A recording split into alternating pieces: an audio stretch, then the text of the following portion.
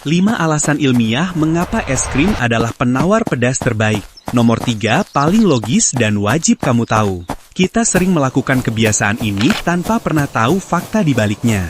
Sebelum lanjut, bagi yang ikhlas menekan like dan subscribe, semoga pengetahuanmu bertambah dan hidupmu makin mudah. Pertama, capsaicin, zat penyebab pedas, bersifat larut lemak, lipofilik. Es krim kaya lemak susu yang efektif melarutkan zat tersebut, membilasnya dari reseptor lidah. Kedua, suhu dingin es krim memberikan efek mati rasa, numbling pada reseptor rasa sakit di mulut, segera meredakan sensasi terbakar.